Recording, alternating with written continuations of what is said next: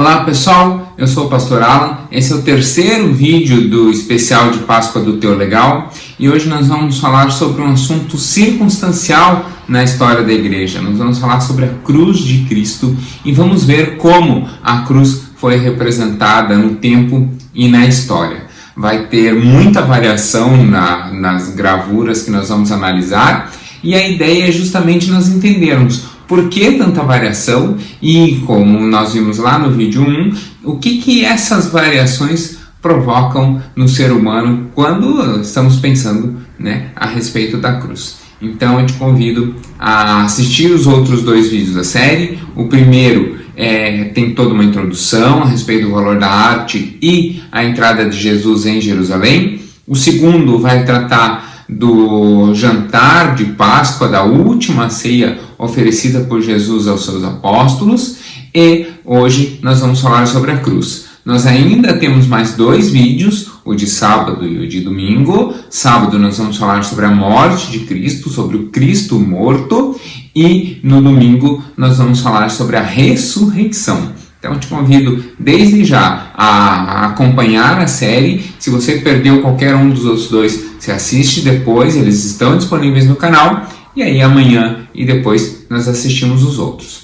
Como nós sempre temos feito, eu quero começar lendo as Escrituras para nós entendermos o que o texto diz, e a partir do texto nós olhamos para as gravuras e nós vamos ver pontos de proximidade, pontos de literalidade, pontos de distanciamento e pontos de interpretação artística, inclusive em função do tempo.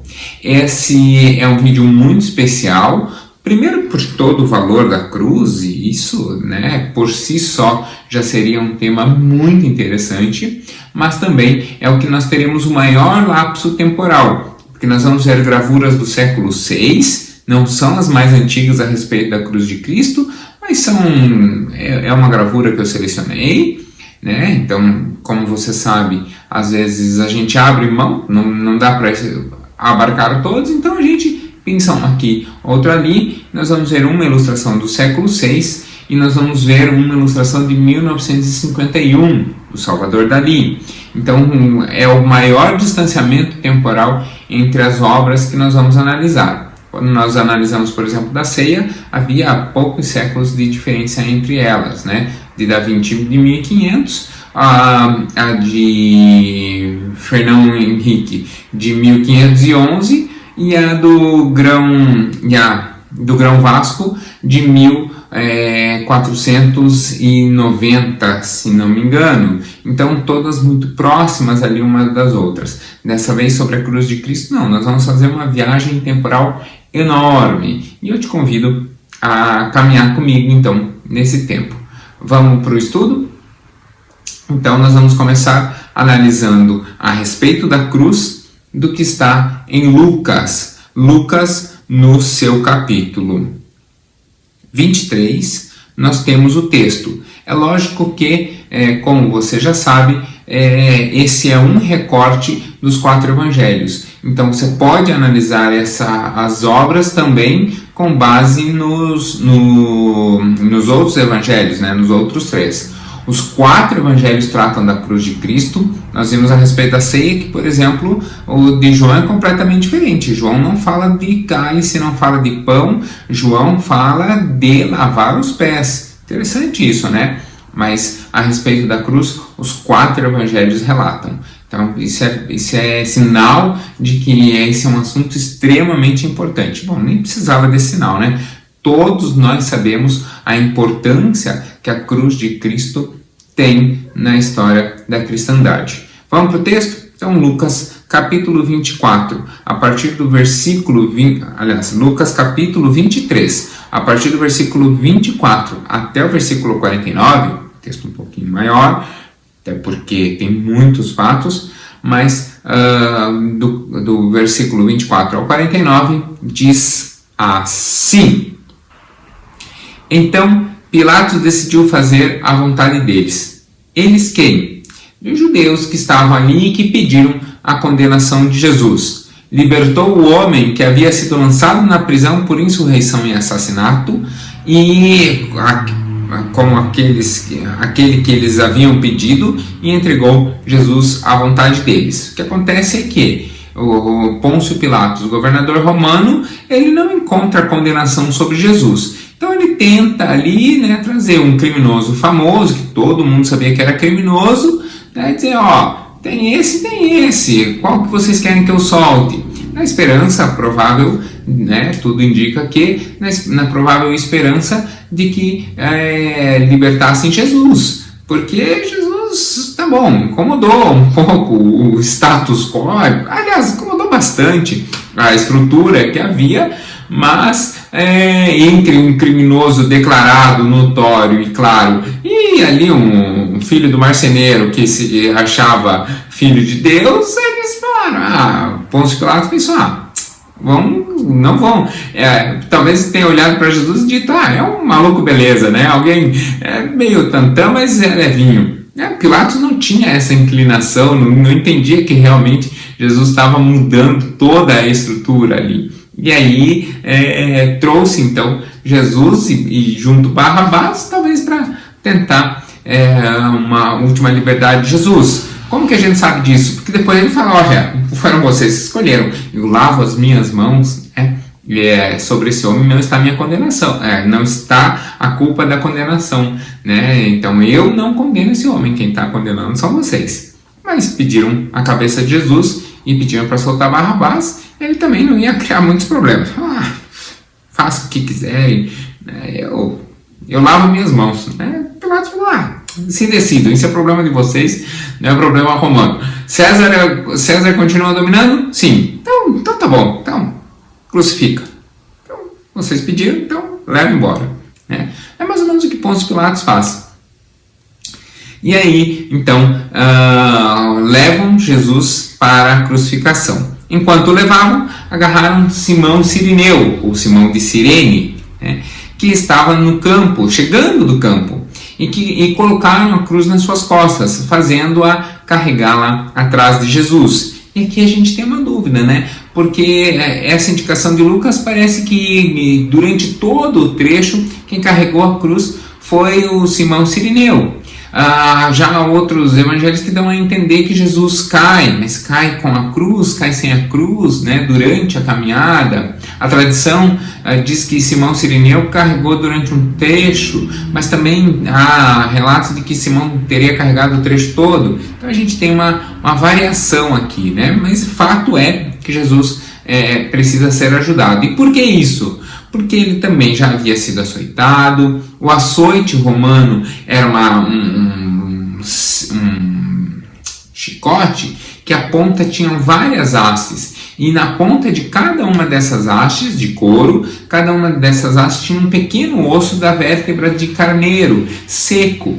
E era pontudo, né? E cortante aquilo. Então, ao golpear as costas de Jesus, aquele chicote vai abrindo a pele, né? Então, os primeiros chicotes vão lesionando a pele por baixo, faz como se fosse um hematoma, e o outro vem cortando. Então, jorrava sangue. Jesus também já devia ter a pele bastante machucada, porque lembro que na noite anterior ele havia suado sangue, né, no jardim. Então o sistema sanguíneo, aliás, não só o sistema sanguíneo, mas o sistema sanguíneo de Jesus já estava bastante judiado.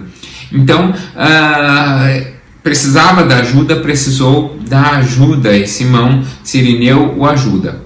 Um grande número de pessoas o seguiam, inclusive mulheres que lamentavam e choravam por ele, né? Essas mulheres caminhavam ao lado dele. Mas Jesus então voltou-se e disse a elas: filhas de Jerusalém, não chorem por mim, chorem por vocês mesmas e por seus filhos, pois chegará a hora em que vocês dirão: felizes as estéreis, os ventres que nunca geraram e os seios que nunca amamentaram. Então dirão as montanhas: caiam sobre nós, e as colinas: cubram-nos. Pois se fazem isso com a árvore verde, o que acontecerá quando ela estiver seca?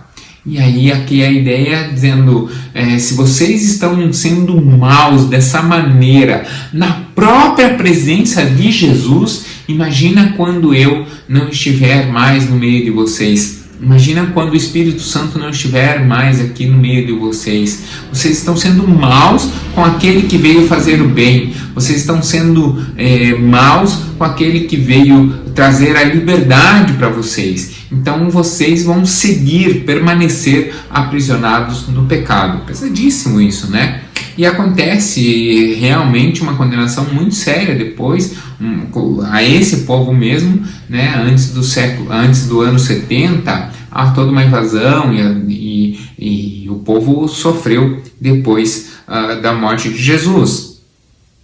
E aí, então, eles chegam ao lugar que era o lugar onde havia crucificação. Esse lugar já era comum da crucificação, né? Já acontecia ali e tal. E o texto de Lucas diz assim: 2 outros homens, ambos criminosos, também foram levados com ele para serem executados. Então isso é sinal de que isso já era relativamente normal, né?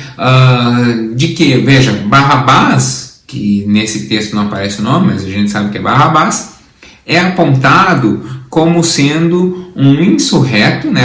Alguém que comete o mesmo crime de Jesus, que é a insurreição, né? É levantar-se contra o Estado, né? Mas também ele carregava o crime de assassinato. Jesus só tinha esse crime que lhe era atribuído, né? De se levantar contra o Estado. Então era mais pesado, muito mais pesado, o crime de Barrabás. E mesmo assim, Barrabás é que é libertado, né? Então havia esses 2 criminosos.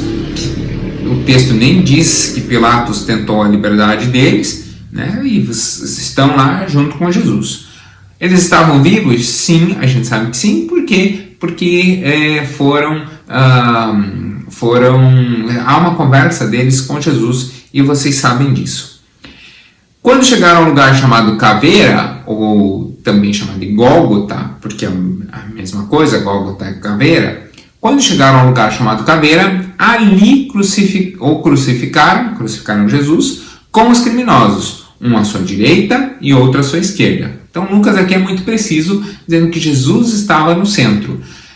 As representações que nós vemos de Jesus sempre são assim, né? Jesus ao centro, até porque tem todo um conceito artístico nisso, né? Da centralidade, do ponto central. Não é o ponto dourado que nós falamos, mas é o ponto central, né? Então, naturalmente, há essa possibilidade, há o ponto de ouro, mas há também a centralidade, é um outro conceito artístico, mas que se cumpre ali com Jesus.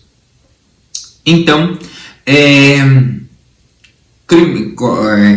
crucificaram Jesus entre os 2 criminosos, um à sua direita e outro à sua esquerda. Aí o texto continua. Jesus disse: Pai, perdoa-lhes, pois não sabem o que estão fazendo. Então eles dividiram as roupas dele, tirando sortes. O povo ficou só observando e as autoridades o ridicularizavam. Salvou os outros, diziam. Salve-se a si mesmo, se é o Cristo, o escolhido. Os soldados, aproximando-se dele, também zoavam dele e ofereceram-lhe vinagre. E diziam: se você é o rei dos judeus, salve a si mesmo. Havia uma inscrição acima dele e dizia: este é o rei dos judeus. Então a inscrição estava em grego, hebraico, para poder ser lida ali pela população, e em latim, afinal de contas, Império Romano, né?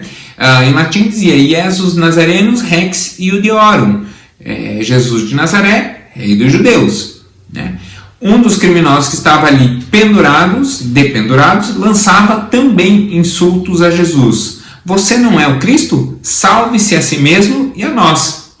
O outro criminoso o repreendeu, dizendo: você não teme a Deus, nem estando sobre a mesma sentença, né? Nem estando sobre a mesma sentença, a sentença de morte, né? Você não teme a Deus nem quando a morte se aproxima? Mais ou menos o que ele disse. O outro criminoso diz isso, né? Você não teme a Deus? E aí ele completa: nós estamos sendo punidos com justiça. Parou. Se ele diz que está sendo punido com justiça, é porque ele reconhece que a punição, o crime que eles haviam cometido, era digno, né? A punição era devida e eles realmente mereciam, então, irem para a cruz. Já no caso de Jesus, Já ele fala, nós merecemos estar aqui, porque estamos recebendo o que os nossos atos merecem. Então, legal, reconheceu a sua culpabilidade, né? Não ficou, porque eu sou uma vítima da sociedade, porque isso... Não, ele reconheceu, nós cometemos crimes, estamos sendo aqui condenados. Não há mérito nenhum nisso. Ele ainda continua, mas este homem não cometeu mal nenhum. Ou seja, ele olha para Jesus e fala, ele é inocente, nós estamos merecendo aqui. E com certeza Jesus ouviu isso, né? Porque lembra que estava um na direita e outro na esquerda? Né? E Jesus estava ali no meio. Então, esse criminoso diz a Jesus, Jesus, lembra-te de mim quando entrares no teu reino.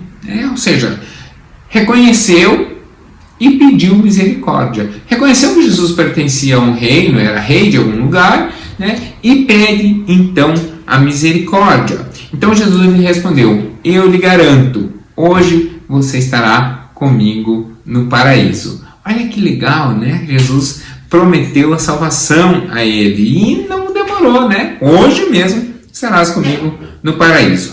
Isso já era quase meio-dia. E trevas cobriram toda a terra até as 3 horas da tarde, a hora em que Jesus morre. E aqui a gente não sabe se essa cobertura foi por um eclipse, se foi porque as nuvens cobriram o céu. O fato é que o evangelista então narra que o brilho do céu se desfaz e as trevas aparecem, como se tivesse se tornado noite, né? Alta noite.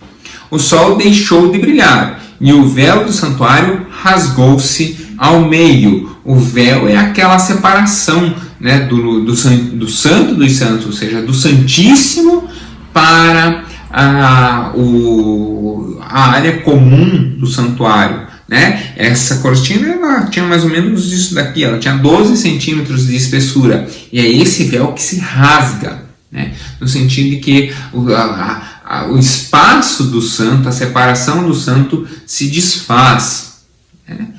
Isso é seríssimo. Jesus então bradou em alta voz, Pai, nas tuas mãos entrego o meu espírito. Tendo dito isso, expirou, morreu, né? Então Jesus, como um último suspiro, entrega o seu espírito na mão de Deus e morre. O centurião, vendo o que havia acontecido, louvou a Deus, dizendo, certamente esse homem era justo. Reconhece, né, o líder dos soldados ali, o centurião, reconhece que aquela condenação era indevida, de que Jesus não merecia aquela sentença.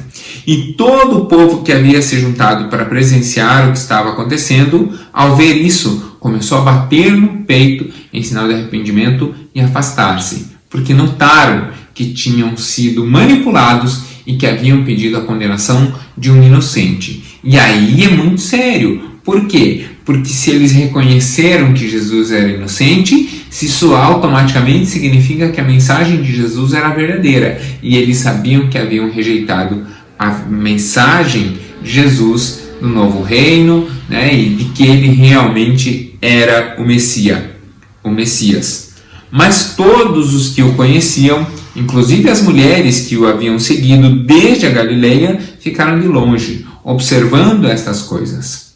E aí é sinal de que os primeiros cristãos estavam ali testemunhando o ato também. Mas veja, se o chefe da cristandade, o próprio Jesus, acabou morrendo na cruz e condenado pelo que dizia, então é natural deles se afastarem também, né? Observar de longe. Por quê? Porque eles estavam ali na mira também. É por isso que Pedro nega Jesus, né? Falam, ei, você anda com ele, tal. Não sou eu. Não, é você sim, a gente sabe dele. Não sou eu, né? Então é natural deles temerem isso. A gente sabe hoje que era a vontade de Deus, tal, mas imagina você ali no turbilhão, né, na sensação, vendo um homem se levantar e dizer assim, eu sou o enviado do próprio Deus, e aí de repente esse homem morre, né, mas ainda não tinha ressurreição, né? Então nós vamos ver depois lá no caminho de Emaús, então é natural que a fé se abalasse aqui, né? Não é nada excepcional. Excepcional seria quem se mantivesse firme, né? Então é compreensível, olhando com olhos humanos, esse titubear deles.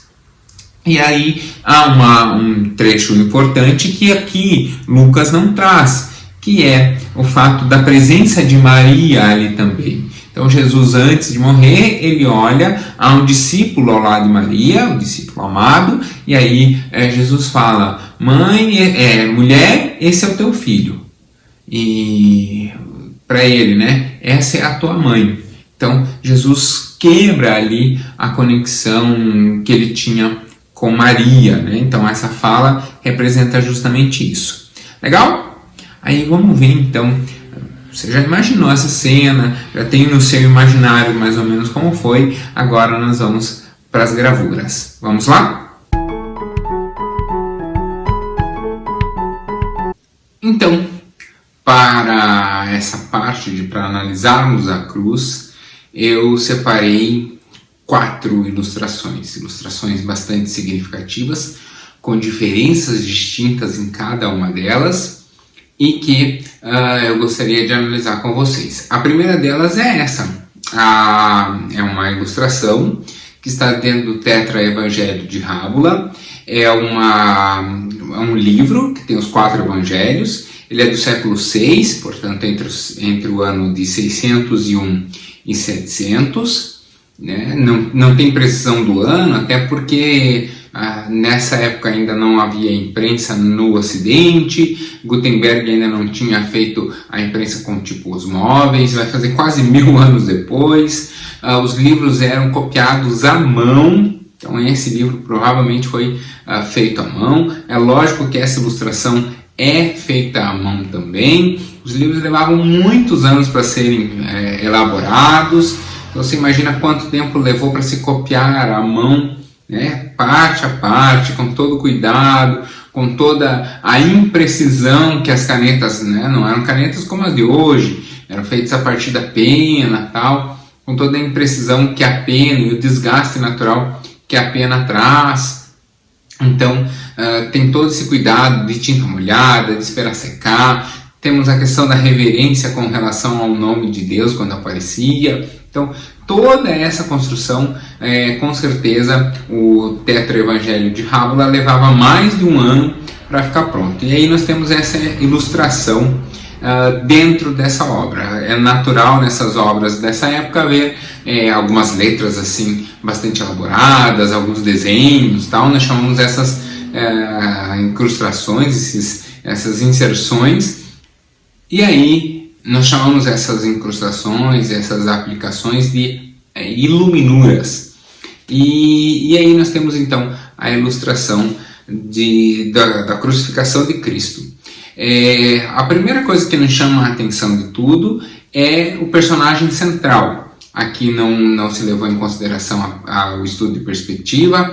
Aliás, os estudos de perspectiva nesse quadro são bastante distintos, né? Não tem, porque você até vê muito suavemente uma ideia de profundidade, mas veja que o fundo ele vai numa crescente e aí é ocultado pelas hastes pelas traves das cruzes. Você não tem uma ideia de profundidade, você só tem lá ao fundo uma coisa que você não consegue dizer se é uma montanha ou uma nuvem, né? É algo... você não consegue dizer o que está em primeiro plano, é tudo num plano raso, né?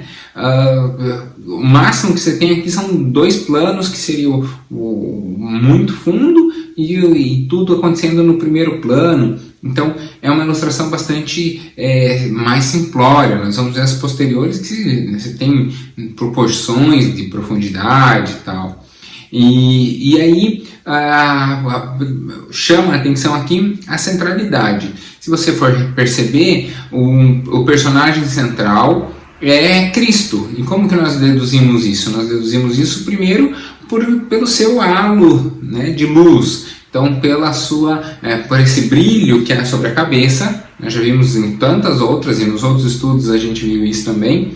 Isso é sinal da presença da santidade, isso é sinal da presença de Jesus né, da santidade de Jesus ali. Então, e aí é muito curioso, porque esse personagem está vestido, embora esteja crucificado, está vestido.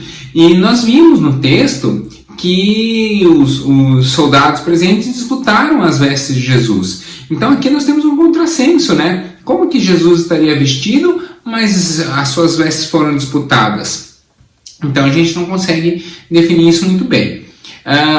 Aí você tem que entender a lógica. Nós estamos falando do século VI. No século VI, apresentar o Messias, apresentar Jesus, apresentar o Salvador da humanidade de modo nu ou de dorso nu, apenas com o seu quadril, com suas partes pudendas cobertas, seria um desrespeito, né, a todo um outro valor. Então, apresentar assim seria desrespeitoso, mas o termo preciso é esse. Seria desrespeitoso mostrar Jesus dessa maneira. Então, por isso o artista, né, que provavelmente inclusive era um religioso, né, um monge copista, ele optou por apresentar um Jesus dessa vez coberto, né? Mas aí você vai falar assim, tá, mas e os 3 homens abaixo? Realmente, os 3 homens abaixo são os que teriam disputado então as roupas de Cristo, mas eles estão disputando o que você pode reparar que seria, na verdade, a capa, né? Porque pode ver que a roupa de Jesus é um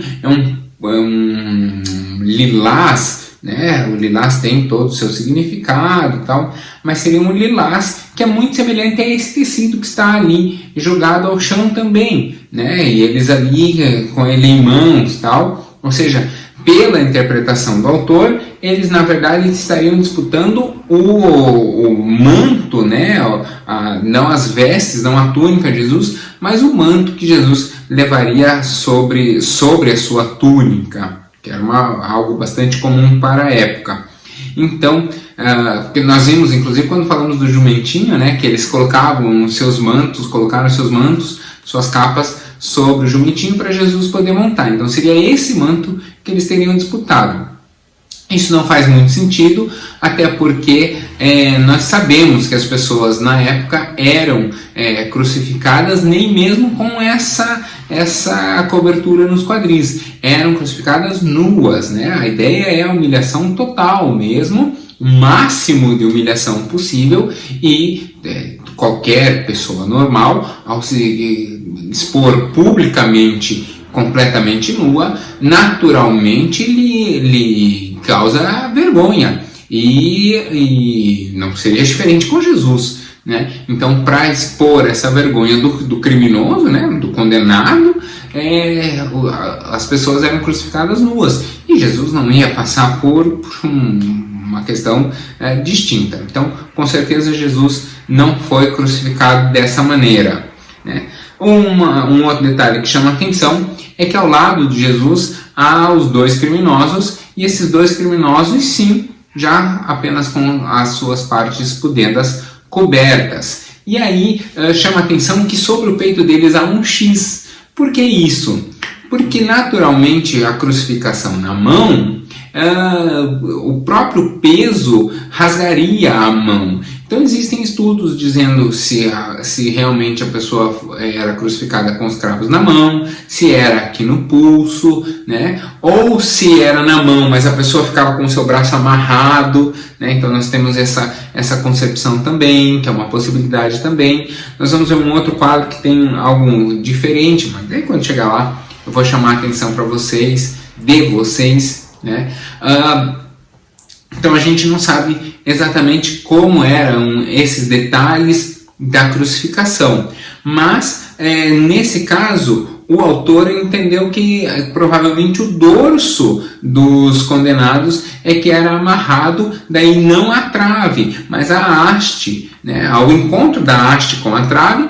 Então é ali que seriam amarrados então os condenados, né? Então eles estariam com esse X no peito, que seriam as cordas que os amarrariam nas cruzes. Um outro detalhe que chama a atenção nesse quadro é que vai ser dos 4 quadros que nós vamos ver hoje, o único deles cujo o condenado está aprisionado à cruz não por 3, mas por 4 cravos. Porque ali você pode reparar nos pés, tanto dos 2 criminosos quanto de Jesus, os 2 pés estão em cravos separados. Isso talvez seja simplesmente uma incapacidade de desenho. Como eu falei, o desenho é bastante simplório, né? Do ponto de vista estético ele é bastante simples, e essa sobreposição demanda todo um estudo de posição de perna. Tal. É muito mais difícil fazer uma perna sobreposta do que fazer 2 pernas lado a lado. Né? Então talvez o ilustrador tenha feito assim lado a lado com 4 cravos justamente por causa disso, né? Pode ser, ou ele entendeu que realmente os pés eram separados. Do lado de Jesus nós vemos 2 homens, um com uma túnica branca segurando um balde e com uma haste na mão, e o outro, e na ponta tem uma esponja, e o outro com uma roupa já vermelha, usando calções europeus, que não existia na época, mas tudo bem, uma espada embainhada, mas nas suas 2 mãos uma lança, que é o que fere a lateral esquerda de Jesus. Né? O texto de Lucas não fala desse ferimento no trecho que nós lemos, mas os evangelhos vão relatar que depois de morto, Jesus teve só a lateral ferida e não saiu sangue. O que sai é água, sinal de que o sangue de Jesus já havia se esvaído. Então, esses 2 homens estão ali justamente para isso. O que tem um pouquinho de misericórdia, né, que oferece vinagre para Jesus, que tem o balde ali do lado, inclusive, ele está de branco. Não sei se é uma representação justamente por causa disso. Existem pessoas que defendem que oferecer o vinagre ali era um ato de misericórdia, que provocaria uma salivação, talvez uma natural anestesia de toda a dor, né, que naturalmente passaria, ou seria um resultado natural a sede em função de todo o sangue perdido, e aí o vinagre provocaria uma salivação e cessaria um pouco essa sensação de sede, mas fato é que é oferecido vinagre para Jesus.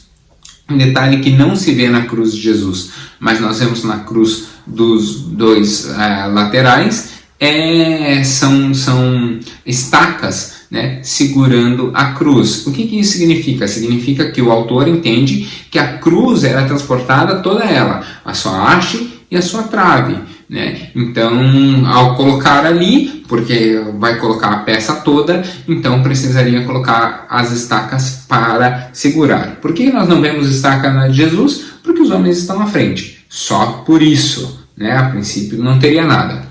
Dos homens que estão no chão, nós já falamos sobre o manto, que seria o manto de Jesus, mas tem um erro seríssimo ali, né? Quem me conhece sabe por que eu acho seríssimo, por que eu estou chamando atenção. Essa espada está completamente errada. Uma espada da época nunca seria comprida dessa maneira e fina. Por quê? Porque as espadas da época elas eram semelhantes a gládios, né, os gládios romanos. Era a espada que se usava então. O gládio ele é uma espada curta, no máximo um tamanho assim, né, algo um pouquinho maior talvez, e com a sua lâmina extremamente larga, uma largura assim mais ou menos, né, bastante larga. Por que tem essa espada então fininha e comprida dessa maneira?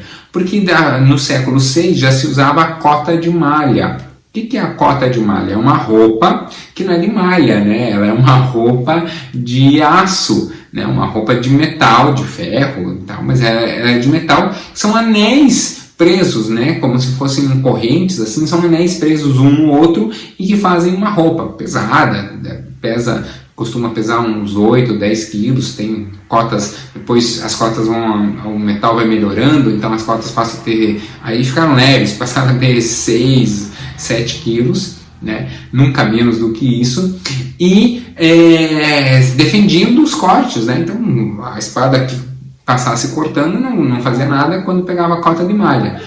Então as espadas precisaram mudar, elas viraram muito mais espetos, né? Porque aí entrava entre os anéis e aí conseguia ferir o oponente. Então, ao entrar entre um anel e outro, né, ela feria o soldado combatente, né, o inimigo. Então, essa espada está completamente errada, não tem nada a ver com a espada que os homens usavam à época. Nós vemos ali na lateral uma mulher com o halo dourado também. Portanto, nós deduzimos que essa mulher era Maria, né, mãe de Jesus, e o fato dela estar ao lado de um homem, né, do apóstolo, que Jesus atribui como mãe, esse é o teu filho, filho, essa é a sua mãe, então seria essa representação ali, né, o homem com Maria ao lado, tomando esse cuidado. E se você reparar, Jesus está olhando justamente para esse lado. Nós não conseguimos dizer que Jesus está especificamente olhando ali para Maria. Por quê? Porque aí eu volto nos dois criminosos. Olhe de novo para os criminosos e repare que um deles está com a cabeça erguida. Cabeça erguida é sinal talvez seja sinal de coragem, né? Sinal de força, sinal de não ter medo, de não ter arrependimento, mas também pode ser um sinal de arrogância, né? Eu consigo resistir à cruz. Não é um sinal de quebrantamento. O sinal de quebrantamento é um sinal de pesar, é um sinal de prostração, de baixar a cabeça. Então, o ladrão o criminoso, né? Usando o mesmo termo de Lucas que nós vimos, o criminoso que se apresenta ali com a cabeça baixa, que apresenta sinais de quebrantamento, está justamente do lado para o qual o rosto de Jesus está virado. Então talvez não signifique nada, mas talvez signifique que Jesus está com o rosto virado ou para o lado do criminoso ou para o lado de sua mãe, mas é o mesmo lado, né? Então talvez ele tenha olhado para os dois, né? Talvez o autor tenha representado isso de Jesus olhando para os dois, né? Jesus naturalmente homem olharia para sua mãe e Jesus, Deus, olharia para o coração quebrantado. Então os dois casam ali para esse lado. Legal, né? Isso é muito legal. E ao fundo nós vemos 3 elementos. Uma construção que eu não consigo dizer se são nuvens ou se são montanhas, né? Até porque o texto diz que em plena tarde se fez trevas, mas nós vemos ali 2 corpos celestes, de um lado a lua e do outro lado o que seria o sol. Por que essa representação? Porque assim se explicaria um eclipse, né? Eu falei que poderia ser um eclipse ou nuvens. Então, como nós não temos essa certeza, ali talvez esse cinza, que talvez não seja cinza, pode ser azul, em função do azul se desbotando, pode ser um ou outro, mas ali nós temos essa construção dessa maneira, que talvez fossem nuvens, mas eu acho que ali representam mais morros, e aí as trevas então se colocariam a partir desse eclipse, porque se você olhar a lua e o sol estão muito próximos, então é como se o firmamento todo estivesse parando para perceber um instante pelo qual Jesus estaria passando. Bonito isso, né? É uma ideia interessante. Nós vemos do outro lado as mulheres, talvez aquelas mulheres que acompanharam Jesus desde a Galileia, até porque ali já Jesus estaria crucificado, né? As outras mulheres, elas estão no caminho quando Jesus interage com elas. E as mulheres que acompanharam até o fim são aquelas que que já eram seguidoras de Jesus e que aparecem ali. Os apóstolos, eles não aparecem nessa cena, com exceção do que está acompanhando Maria. Legal? Imagem antiga, né? Mas século VI, mas ainda foi preservada e nós ainda temos acesso a ela. Eu acho que o mais interessante dessa imagem é justamente um Cristo vestido na cruz, né? É a mais diferente. Mas não é a única. Ilustrações desse tempo não raramente traziam Jesus assim, até por uma questão, conceito de época, tudo, mas uma questão de reverência. Vamos para o próximo? Então, Olhando a próxima imagem, nós já fazemos um pulo de praticamente 900 anos e vamos para 1532 com Lucas Cranach, que é um autor alemão. Lucas, ele ilustra aqui, Cranach, melhor, né?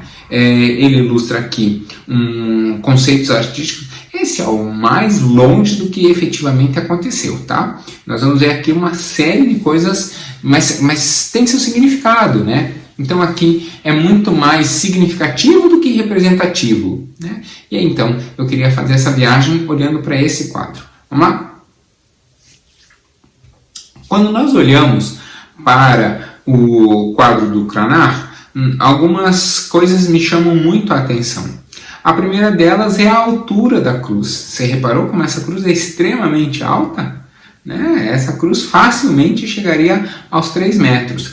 Pegando o corpo de Jesus, Jesus era um homem que pelo menos tinha ali seu 1,60 m, porque é a altura dos homens da época. Né? Então, essa cruz dá 3 vezes a altura de Jesus. E aí talvez isso signifique justamente uma presença da Trindade, pode ser, será, não sei, mas também pode significar que uma altura dessa é uma altura inalcançável, no sentido de que ninguém de nós alcançaria a realizar por si ou por outro um sacrifício tão excelente quanto o de Cristo. Legal, né? Então essa cruz altíssima representaria justamente essa distância. Então, se você reparar, é 3 vezes a altura de Jesus. Um outro detalhe que chama a atenção é a disposição dos 2 criminosos com relação a Jesus. Se você reparar, Jesus está no primeiro plano e os 2 criminosos estão frente a frente, o que não é uma representação comum. Os 2 criminosos estão frente a frente, mas atrás de Jesus, né? Então Jesus não os estaria vendo.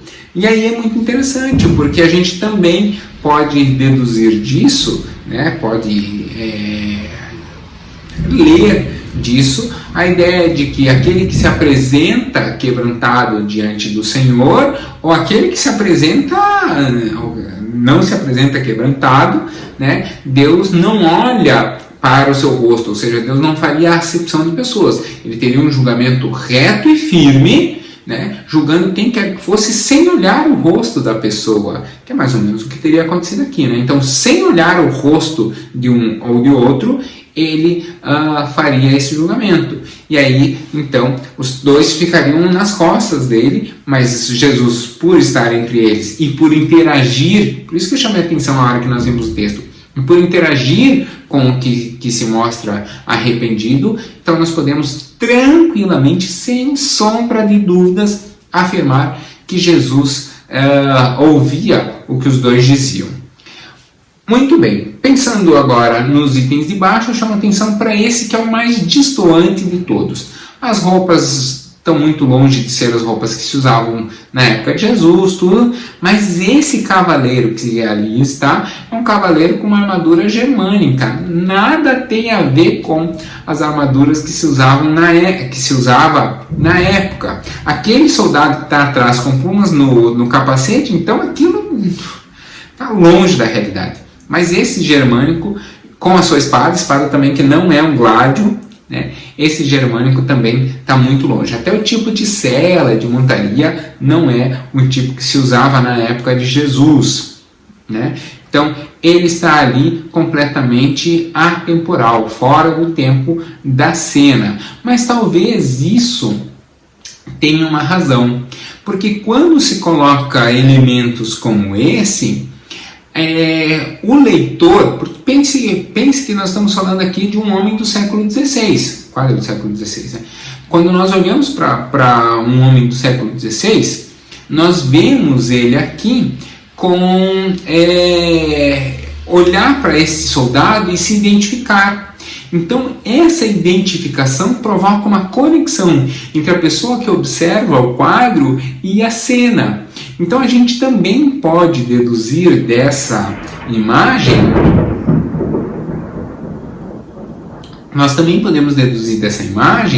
que ao olhar para ela, os observadores da época em que o quadro é pintado, eles sentiriam, né, ou perceberiam uma conexão entre eles e a imagem. É como se o autor também estivesse convidando essas pessoas a refletirem o que elas fariam, como elas agiriam, onde elas estariam se estivessem na cena, no tempo e no lugar em que isso aconteceu, né? Então é um erro que pode ser intencional, justamente para provocar isso, né? Nós vemos também ali no cantinho, você vê lá atrás, soldados também com roupas bastante destoantes, o capacete, né, o elmo daquele lá de trás também não tem nada a ver com o elmo romano.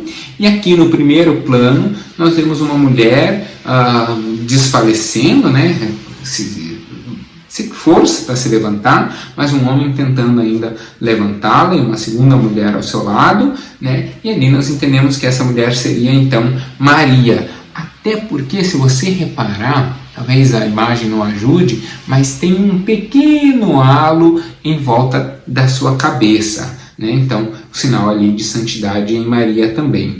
E há uma outra mulher que chama a atenção, que estaria aos pés da cruz. Essa então representaria Madalena, né? A Maria de Magdala, né? Maria Madalena. Essa está quebrantada ali, abraçando a cruz, mas também inalcançável. E essa cruz também possui uma escora, o que provavelmente é muito estranho, porque uma cruz tão comprida ter sido carregada pela distância e fazendo as curvas, subindo o morro e tal, seria algo extremamente desfuncional, né? Não teria como carregar uma tora tão grande, ainda mais um homem chicoteado, desfalecido. Você vai dizer assim, mas é por isso que tem Simão Sirineu. Tá, mas um homem super saudável teria grandiosa dificuldade em carregar uma tora desse tamanho. Um outro elemento que chama a atenção, aqui nós temos quase 4 planos de fundo, e aí um elemento que chama a atenção é do terceiro plano. Então nós temos o primeiro plano onde acontece a cena, o segundo plano é um pequeno morro com uma árvorezinha atrás, e daí o terceiro plano é esse que está em destaque. Nós vemos ali uma igreja. Já existia a igreja cristã no tempo de Jesus? Não, lógico que não. Nós vemos depois no livro de Atos dos Apóstolos eles indo ao templo, né? O que havia eram templos judaicos, havia sinagogas, e o templo, inclusive de Herodes, estava ali. Mas e como é que eu sei que aquele não é o templo de Herodes? Por causa das torres góticas que estão ali. As torres são torres como de igrejas medievais. Então, são torres que não havia na época de Jesus, né? Então, essa construção não tem nada a ver com o tempo de Jesus. Interessante, né? E aí, ao olhar para os dois criminosos, um detalhe também me chama a atenção, que é que um deles está com um pano branco e o outro com um pano preto. Por que essa distinção? Porque um se arrependeu e o outro não. Então a representação desse arrependimento, do não arrependimento do que está à direita, é justamente o pano preto. Mas o do que está à esquerda é o pano branco. Mesma cor do que Cristo veste, mas o de Cristo ainda está esvoaçante, né? Mostrando talvez que a cruz, por mais que estivesse aprisionando Jesus, ele na verdade estava ali em um ato de libertação, né? Um ato em que ele estava libertando a humanidade. Se você reparar na cabeça de Jesus, muito simplesmente nós vemos ali luzes, raios de luzes saindo, talvez até em formato de espinho, mas também possível perceber como uma coroa. Lembra o quadro do Grão Vasco que nós vimos ontem? No quadro de Grão Vasco também, né? Esse halo de luz, ele tinha o formato de uma coroa, mas também um formato meio de uma cruz. Então aqui o Lucas Cranach também criou esse halo de luz da mesma forma. Legal, né? Esse quadro é muito bonito, muito embora esteja cheio se nós fôssemos considerar o quadro mais próximo do que efetivamente aconteceu, esse daqui estaria entre os mais distantes disso, né? Ele está bastante longe do que efetivamente aconteceu, mas veja que tem todo um conceito por trás, traz toda uma mensagem por trás. Legal? Então vamos para o terceiro quadro.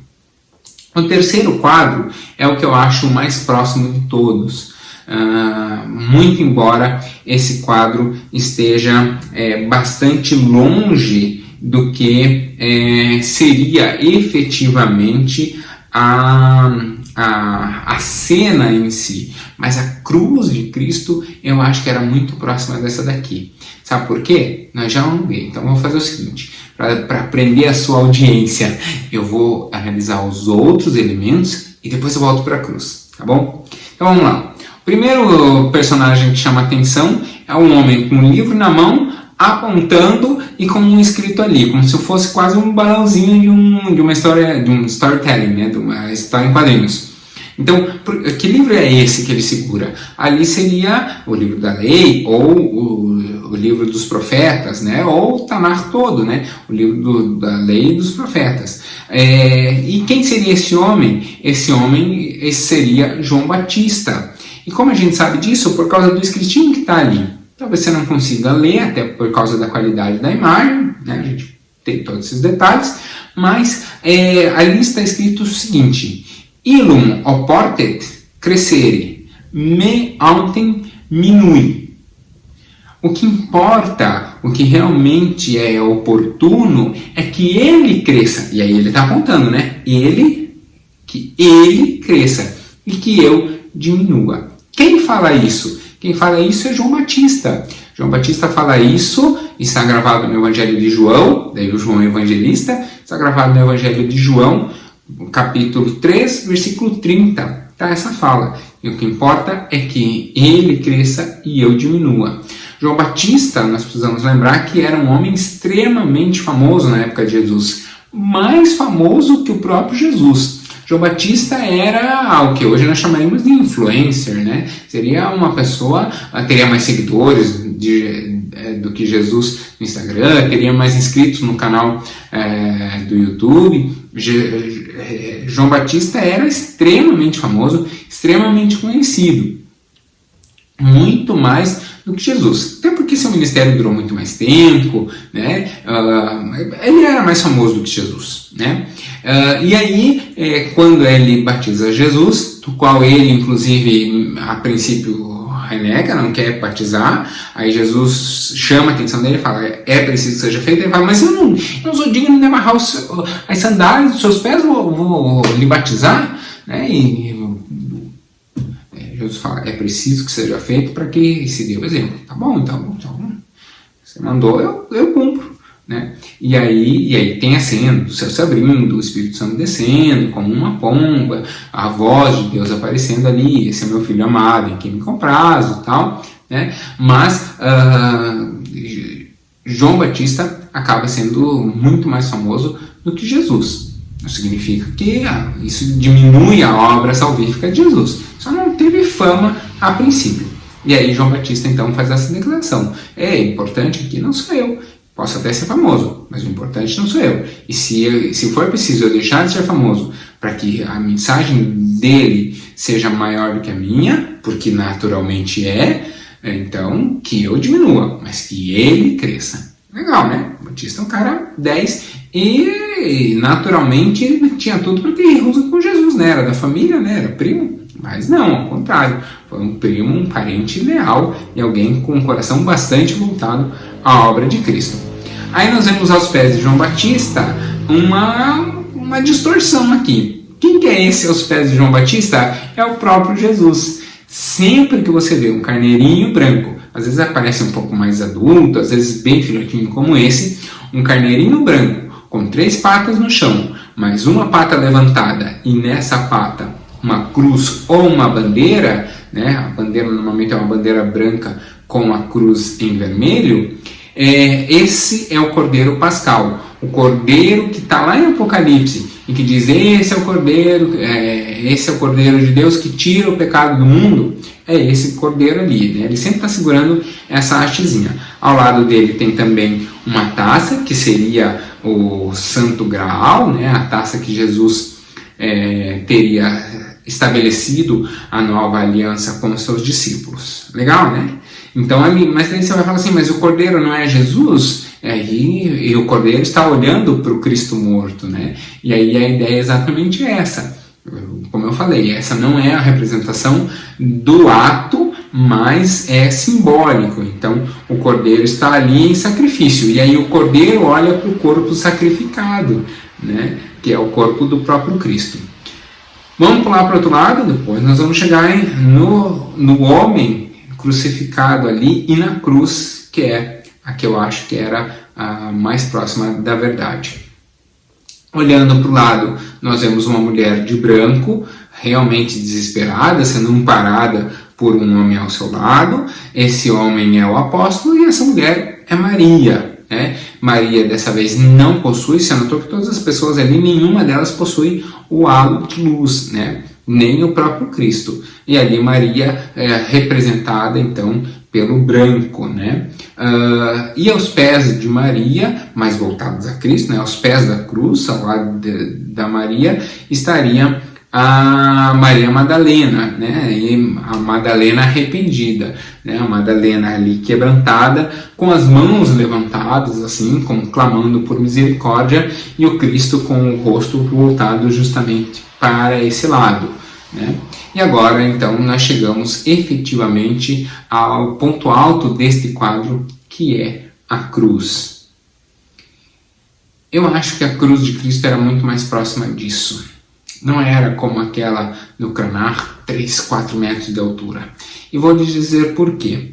Primeiro, que eu já disse aqui, a pessoa era extremamente humilhada. Os crimes que levavam à crucificação eram os crimes mais... o termo correto do direito é crime hediondo.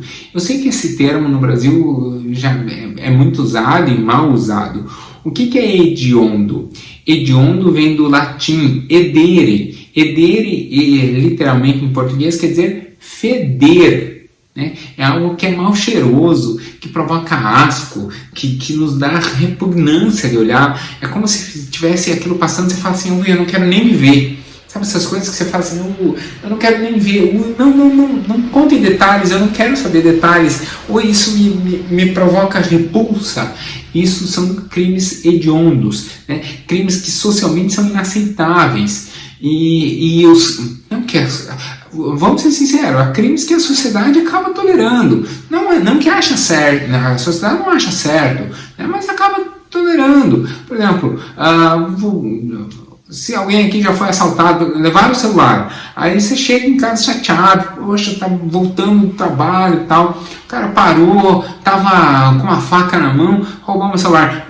A primeira pergunta que alguém faz é, mas ele te fez algum mal? Ele te machucou? Não, menos mal que foi só o celular. A gente acha horrível de ser roubado, né? Se sente impotente, trabalhou tanto para conquistar as coisas, mas se sente aliviado. É socialmente mais aceitável você ser assaltado, ainda que com uma faca ou até com uma arma e tal, mas quando a pessoa não faz lesão corporal nenhuma em você. Né? Então, existem crimes que são socialmente mais aceitáveis. Agora, existem uns que não. E são esses que levam à condenação, que levavam à condenação na cruz.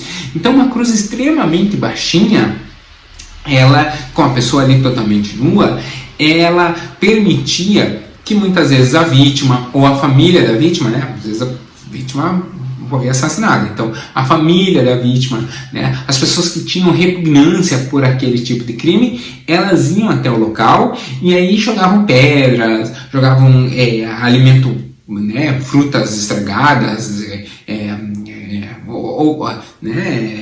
pedra, cuspiam, xingavam, batiam no corpo, né, da pessoa que estava ali, justamente por quê? Porque ela estava praticamente na mesma altura dos outros, né, alcançável até com a mão. Então, era justamente por isso que a cruz era extremamente baixinha. E aí, olha que interessante, uma cruz muito baixinha, primeiro que para ser crucificado, 2 centímetros é mais que o suficiente. Tirou do chão, é como morrer afogado. Se você está em uma lâmina d'água de meio centímetro acima da altura máxima que teu nariz chega, é suficiente para você se afogar.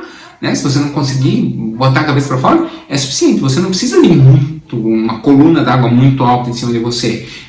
1 centímetro a mais da altura máxima que você consegue estar com o nariz, suficiente. Talvez não cobriu nem os olhos, mas é suficiente. Você já morre afogado. Mesma coisa a cruz. Ser crucificado a 1 centímetro ou a 3, como o Cranach colocou, não faz a menor diferença. Você saiu do chão e esteve estendido, crucificado, já é suficiente. Então, aqui, uma cruz extremamente baixinha faria muito mais sentido aquela provocação. Você não é o Cristo? Você não diz que é o Filho de Deus vivo? Então desce daí, salve a você mesmo e salve a nós, né? Que o ladrão teria feito. Ou que as pessoas diziam, você é o Cristo, desce daí. Olha que interessante, né? Seria assim, você não é o Cristo? Você não é o Filho de Deus Todo-Poderoso? Então desce dessa alturinha. Você não é capaz de descer, como se eles estivessem provocando, dizendo, você quer dizer que você é filho do Deus vivo, capaz de construir o templo em 3 dias, e você não consegue vencer essa alturinha de nada? Dá para ver que teu discurso é vazio, que você não é capaz de fazer isso, né? É uma provocação que faria muito mais sentido, faria muito mais efeito. Pesado isso, né? Mas é verdade, né? E aí eu acredito, então, que a cruz de Cristo tinha muito mais próxima altura dessa daqui. Um outro detalhe que chama atenção nessa cruz é a cor. Repare que a haste, ela tem uma cor talvez de limo, de seca, né, de suja. Não suja, mas uma cor de exposição ao tempo. Enquanto a trave não. A trave tem bem cor de madeira recém cortada, recém preparada. O que significa isso? Significa que nessa concepção artística, muito provavelmente, entendeu o artista, que o crucificado levava apenas a trave, né? E aí não tem escora, né? E aí a haste, ela ficaria fixa ali. E aí, lógico, morreu, tira-se aquela trave, e aí depois, quando fosse crucificar outra pessoa, a haste, que é o que dá sustentação, e tinha que sustentar um corpo, então é algo pesado, essa haste já estaria ali, só trocaria a trave de acordo com o tamanho do indivíduo. Interessante, né? E um detalhe único também nessa ilustração são os dedos de Jesus. Repare que os dedos estão para cima. Para os dedos estarem para cima, significa que ele não foi pregado na lateral da trave, ele foi pregado na parte de cima da trave, e aí não precisaria amarrar, né? Ele está preso na parte de cima da trave. É rara a ilustração que a pessoa crucificada estaria crucificada ali, né? Então a mão estaria assim, e ao entrar o cravo, ela naturalmente, né? Então envergaria para cima, até pelo peso e a contração dos tendões e tal. Mas Cristo estaria crucificado, pregado na parte de cima da trave. Interessante, né? E reparou que nessa ilustração não aparecem os 2 criminosos? Está apenas Jesus? Essa é uma ilustração que eu acredito ser muito mais próxima da efetiva realidade. Mas tem uma 4ª ilustração, que essa é bastante distinta, é a mais nova de todas, é de 1951 e é a que eu acho que é a mais provocativa de todas. E aí, antes de entrar na análise dela, eu queria pensar no movimento. Nós estamos falando aqui de uma ilustração do movimento impressionista. A ideia dessa ilustração é provocar sentimentos na pessoa que está assistindo. E aí ela é concebida justamente para isso. Vamos reparar no que a gente consegue perceber dessa imagem? Bom, essa imagem é uma imagem de Salvador Dalí, é uma imagem bastante conhecida,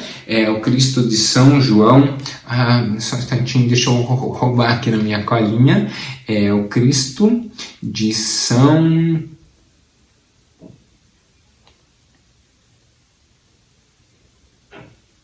Cristo de São João da Cruz. É o Cristo de São João da Cruz, exatamente. É uma representação da crucificação, e repare, talvez você não está percebendo, mas esse Cristo não usa coroa e não se consegue perceber os cravos. O que dali estava representando aí? Que não foram os cravos que prenderam Jesus na cruz, né? Na verdade, os nossos pecados. Legal, né?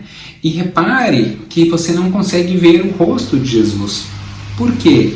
Porque a ideia... E também não consegue ler a plaquinha. Eu estou bem próximo aqui, não consigo ler, não dá para ler a plaquinha. A ideia é que ao não apresentar o rosto, de todas, foi o único que não apresentou o rosto de Jesus, ao não apresentar o rosto, nós automaticamente criamos ali qualquer rosto, inclusive o meu ou o seu. Essa criação, essa provocação é um processo de criação do seu rosto ali. Ela provoca-nos a reflexão de que, poxa, é o meu pecado que prendeu Jesus, e é eu que deveria estar ali, eu que deveria ser condenado, e ele morreu no meu lugar. Legal isso, né? E quem teve a vontade de prender Jesus ali? Veja que a cruz está no céu, ela não está no chão, ela está no céu, ou seja, é a própria vontade de Deus. E se você reparar, Cristo está bastante afastado da cruz, e entre a trave e as costas de Jesus, nós temos como estabelecer ali um triângulo. Esse triângulo é justamente um símbolo da Trindade, né? Então é como se fosse na cruz a representação máxima da vontade do Pai, do Filho e do Espírito Santo, que é a salvação e o estabelecimento do reino de Deus aqui na terra por meio do sacrifício de Cristo Jesus e pela presença do Espírito Santo. Lindo, né? Esse quadro é um quadro bastante provocativo. Se você reparar na luz também, a luz vem da direita, o próprio nome já diz, né? Direito, é a ideia também, né, da provocação, do contraste aqui entre o que é certo e o que é errado, né? O que é certo é direito, o que é errado também em italiano nós chamamos, o esquerdo nós chamamos de sinistro, né? Por quê? Porque é a ideia do que está à esquerda, é o que está errado e tal. E se a gente lembrar do diálogo lá de Jesus, né? Permita que meu filho se sente à sua direita. Aí mostra mais uma vez que a ideia da direita, né, do lado direito é sempre o lado correto. Que é um conceito que, não sei se... né, mas a palavra direito traz isso também, né? O que é certo, o que é reto, o que é direito. Lindo, esse quadro é maravilhoso, né? Salvador Dalí, pintor espanhol, então tem esses detalhes do triângulo e tal. E aí abaixo há um mar sereno, como se a natureza tivesse pausado, como se não tivesse movimento, os barcos estão parados, né? A ideia preparados para os pescadores de homens reconhecerem o seu papel, né? reconhecerem que deveriam estar na cruz e então assumirem o seu papel de pescadores de homens, né? Pararem os barcos da pesca, mas assumirem o seu papel de pescadores de homens e irem cumprir a missão pela qual esse Cristo, sem identificação, sem rosto, ele morreu. E por que Cristo não tem rosto? Porque nós precisamos lembrar de Mateus 25. Mateus 25 diz que Jesus recebeu no céu uma série de pessoas e fala assim: muito obrigado, porque eu tive fome e vocês me deram de comer. Eu estava nu e vocês me vestiram. Eu estava preso e vocês foram me visitar. Aí ela diz: mas não, você acha que você errou, Jesus, porque eu nunca te visitei, eu nunca te alimentei, eu nunca te vesti. Quando que eu fiz isso? Eu nunca fiz para você, não. Eu lembro, se eu tivesse te visto na terra, eu tinha feito. Eu ia lembrar de você. Nunca fiz isso por você, não. Aí Jesus fala: realmente, por mim, vocês não fizeram. Mas vocês fizeram pelos pequenos, fizeram pelos que precisavam. E ao fazer pelos que precisavam, vocês então fizeram por mim.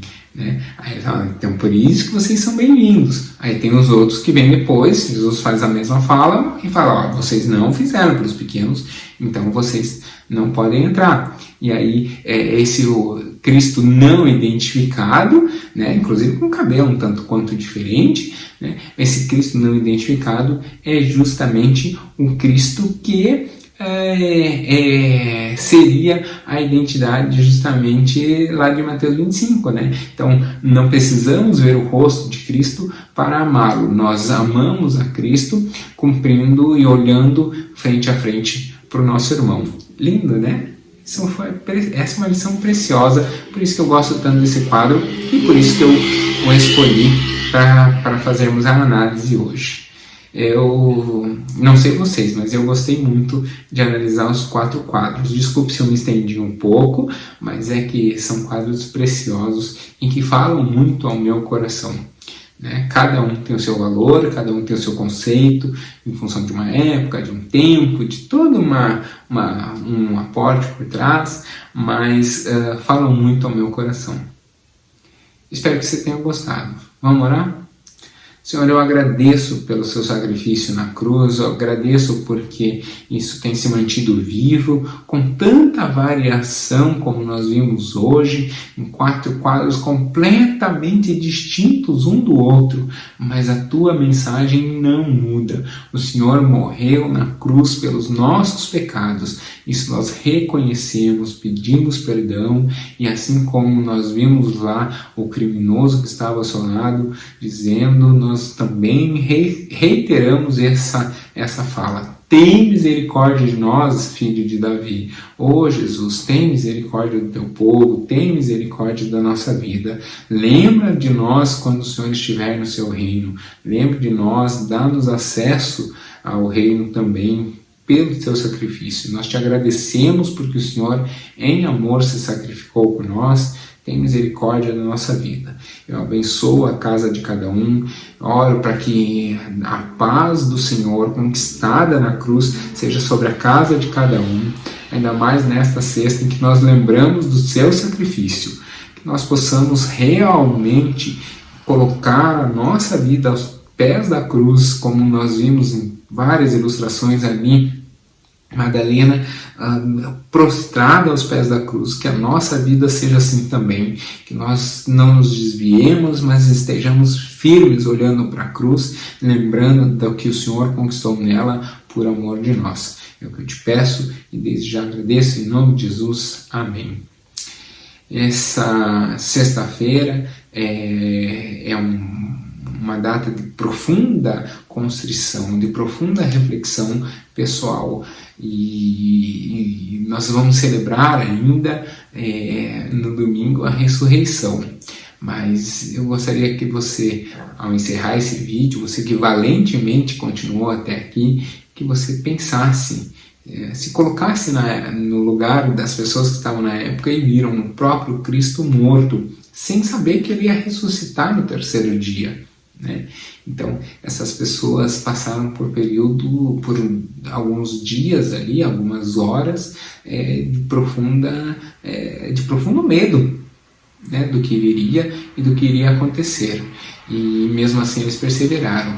E graças a isso, hoje nós temos a graça de ter acesso a essa mensagem e a essa salvação preciosa. Por isso, eu agradeço pela vida dessas pessoas que firmemente perseveraram. E se você se encontra numa sexta-feira de morte, uma sexta-feira de dificuldade, sem ver o domingo de ressurreição, siga firme, porque Deus é fiel e cuidará de você também nesse tempo. Podemos encerrar por aqui? Então eu encerro por aqui, rogando para que Deus te abençoe. Bom, tchau, tchau. Até amanhã. Amanhã a gente tem mais acho que amanhã são 3 quadros. Amanhã a gente tem mais quadros para analisar e domingo mais ainda, tá bom? Então, até amanhã.